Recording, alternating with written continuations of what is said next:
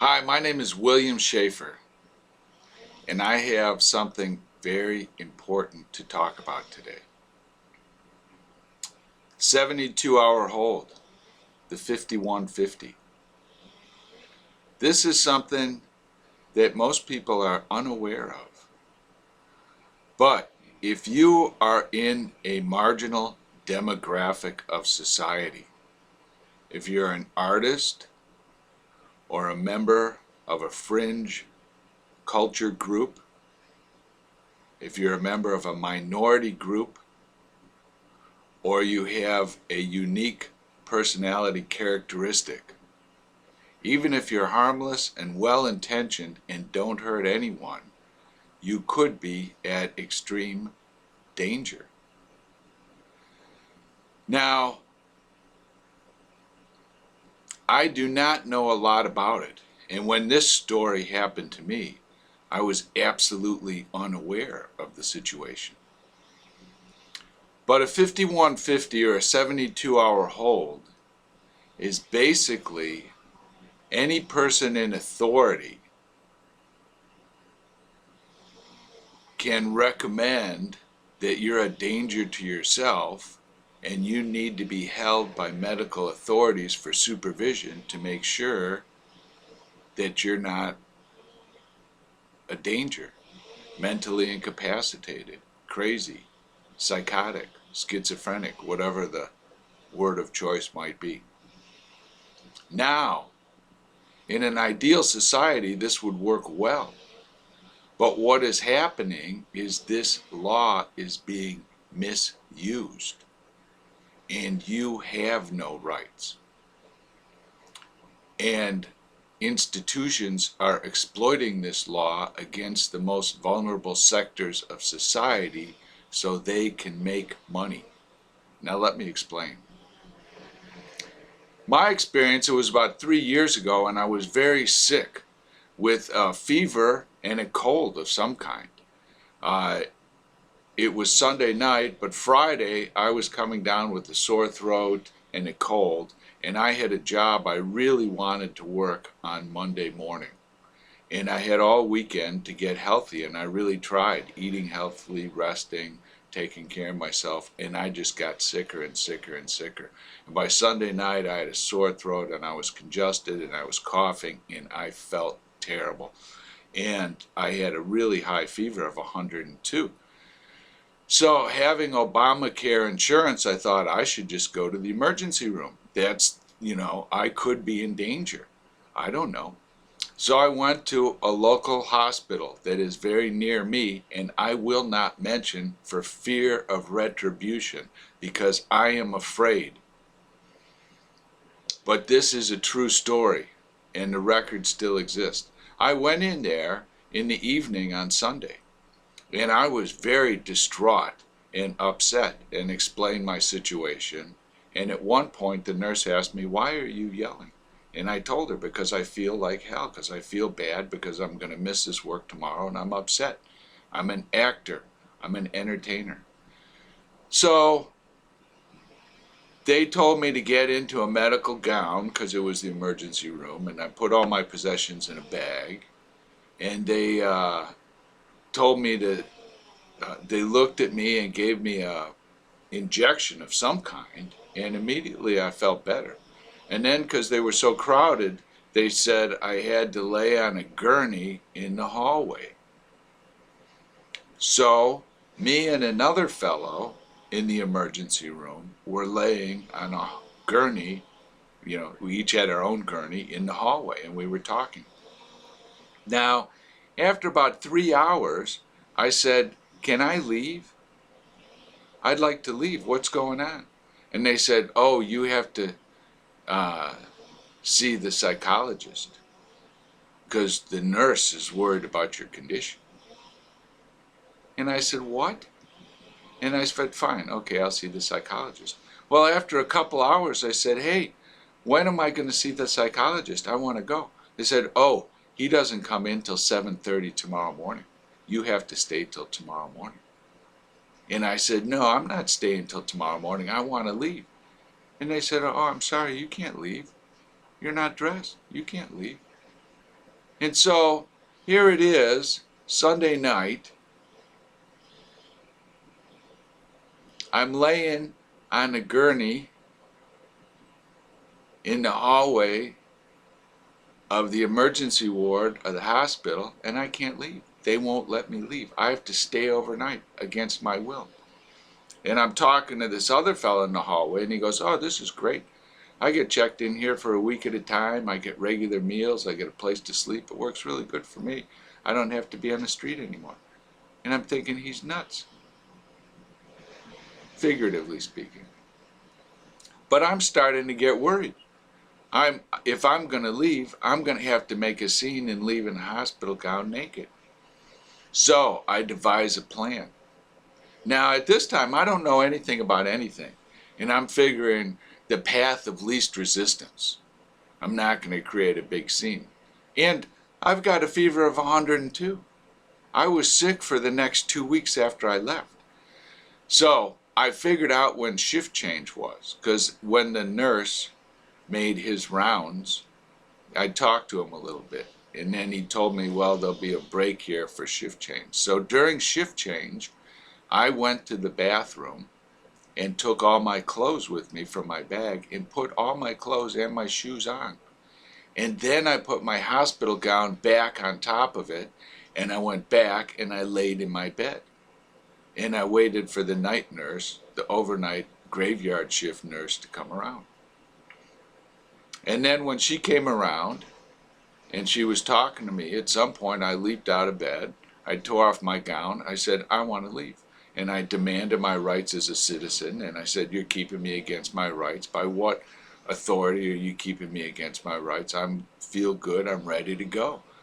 I came in here for a cold, I didn't come in here for anything else." And I just surprised her so much and overpowered her so much with calm logic that she dissented. She said, "Okay."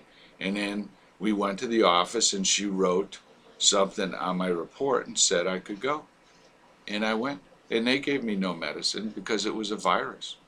There was nothing they can do. There's nothing you can really do for a virus except take aspirin to feel more comfortable. Now, I was sick for the next 2 weeks. For the next 4 or 5 days, I had to sleep sitting up because I had a bad case of the flu, and I had a relentless cough, but I was coughing up almost nothing. And a couple of my friends got this same type of flu that year or the next year. Now, I was stunned, but I kind of put it away because I figured no harm, no foul, whatever, just an interesting story. But then, from doing security work, and as time goes by, I hear more about this 5150, and I'm on the set working as a background actor talking about this particular experience where they kept me against my will. And I ended up paying $250 for that emergency room visit. And as I'm describing this, a young fellow in background holding, who's probably in his 20s, a mild, soft-spoken fellow, who's also a background actor, he goes, "Yeah, that happened to me." And I was stunned. He goes, I said, "What happened?" And we were sitting around, and he told this story. "I was having a fight with my wife." He's a newlywed. And at some point I said, "I can't take it, I want to kill myself." And she called 911, and they took me away. And they held me for 72 hours, and there was nothing I could do. And then when they discharged me, they gave me a $3,500 medical bill. And that's when it clicked. That's what this hospital was trying to do to me.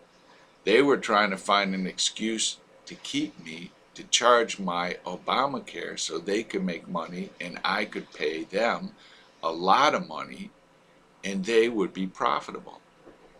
And this law is being misused nationwide to target the most vulnerable elements of society so the medical institutions can make money. I know this is happening, and I will tell you why. You have to be very careful. You have to be very careful what you say, how you dress, and what you do. You have no rights.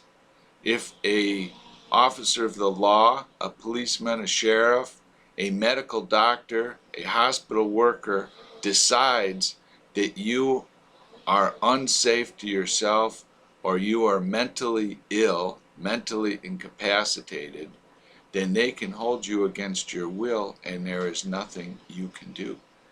And they are using this law to make money from people that really shouldn't be held. 20 years ago, when I lived in the marina, I went to the emergency room because I was throwing up blood. I thought I was vomiting blood. Turned out it was red wine. But they put me in an MRI, and later I got a bill for $9,000. $9,000 for the MRI. And I said, wait a second, I've got insurance. There must be a mistake. My insurance has to pay for this. So they said, okay, let us recalculate the bill. And when they recalculated it, it was only $800 or $900. And this was all legitimate and straightforward. They were going to charge me $9,000 for an MRI that they only charged medical insurance holders $800 or $900 for. This is 1,000% increase in cost. And this is perfectly legal. And I was astounded at this, but this highlights the entire system is broken. And you have to be very careful. They were willfully trying to extract money from me because they knew, or they thought they knew, I was vulnerable and there's nothing I could do. 50% of the bankruptcies in the United States of America are because of medical expenses. 50% of the reason people lose everything is due to medical expenses. So you have to be very careful, because if you're in a fringe element of society, you could get targeted just because they can make money off of you and you have nothing you can say about it, and it's going to ruin your life. In Wisconsin, there was a for-profit juvenile prison that was closed. They built this prison and then voted to make it for-profit, and over time they found that the local judges were being bribed for unusually long prison sentences to keep the juvenile prison full so that they could make a large profit and a lot of money. And juvenile offenders were getting 8 to 10 years for shoplifting and other minor childhood offenses, because once they got in the system, they couldn't get out, and the company owning the prison made a lot of money. This was found to be endemic, and the entire prison was closed down. This is a true story. So, the old days are over. The 60s are over. Do your own thing is over. This is a new millennium. This is the police state. You cannot afford to express yourself out of the ordinary. In the 70s, people had vans, and there were a lot of very artistic vans that were inspired from the ideas of the 60s. I remember sitting in a parade and watching a van club come by with at least 50 airbrushed, air-painted, all styled out with couches and very comfortable for camping or living inside. Those vans are gone for good. You know why? I guarantee every single one of them got stopped by the police, and they got arrested for some infraction of the law, and eventually it wasn't worthwhile to be that visible. Now, I don't think the police particularly had a vendetta against van owners. It's just they saw them, and when they saw them, they saw what they were doing. And the same thing is going to happen to you if you wear your hair strange, or you wear strange clothes, or you talk about strange things, or you make a scene, or you do something unusual. You will be a target. and you will be a target for the pharmaceutical companies and the medical establishment and the prison system to make money off of at your disadvantage. So, be warned. The old days are over.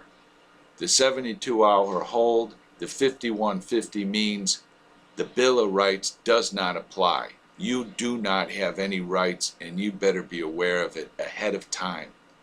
I almost got trapped when I was at my most vulnerable with a temperature of 102 degrees when I took myself to the emergency room, and the medical establishment there saw they had a good victim that they could fleece. This has happened to at least one person I know personally, and if you do a little bit of research online, you'll find it is very common. Therefore, forewarned is forearmed, and 4 arms are better than 2. Don't stand out. Act normal. The old days are over. The 5150 has removed your civil rights. You no longer live in a free democracy. You live in a prison. Get used to it. Thank you, and leave your comments below.